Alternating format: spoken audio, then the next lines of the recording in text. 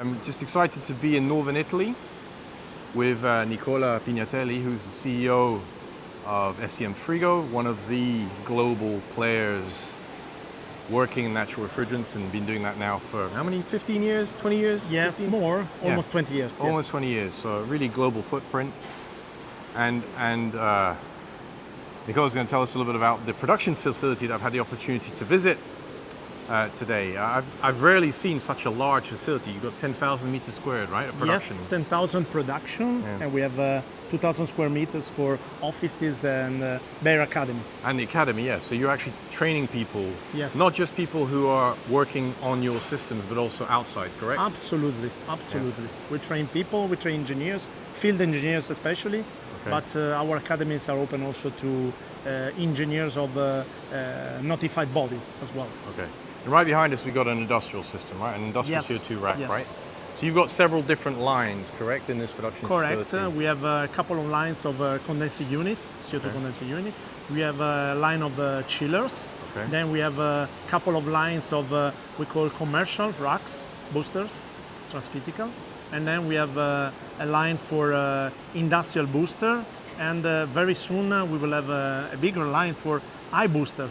iBooster. Tell us yes. about what's this iBooster? It's a complete dedicated product for big logistics and industrial process unit with only compressor with a large swept volume. So the latest big compressor produced for refrigeration, we can arrive to up to 1.5 megawatts. 1.5 megawatts. In refrigeration, yes. And these units that you're manufacturing here, including the future iBooster, will they be shipped around the world, or are they focused mostly on the European region? Absolutely. We fortunately deliver to all the world.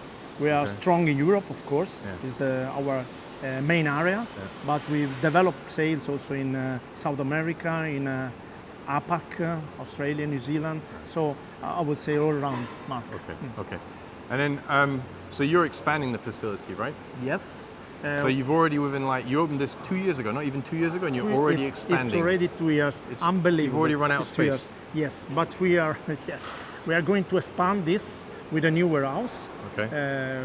This production gave real effect last 3-4 months in 2022 and now this year, because the shortage was affecting a little bit our efficiency.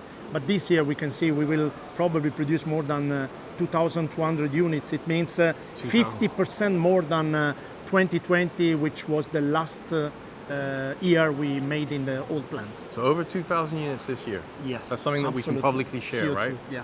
Okay, I'm not going to get in trouble for publishing this. Do that, okay, right. no Good, problem. good. And so this warehousing, you're going to be building another building next door so that you can in front. store all the key components to make sure that your lead times are improved, correct? Yes, correct, because we want also to expand the lines. We need another 2 lines.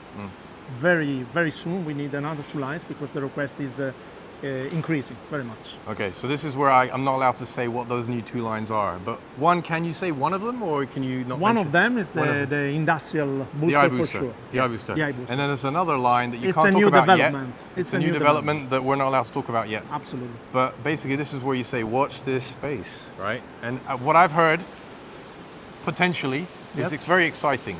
Yeah. So great stuff for natural refrigerants world. Only natural refrigerant. Yeah. Absolutely. Yeah. All right. So, thanks, Nicola, for taking the time. Thank you, Mark, for being here. Ciao, everyone.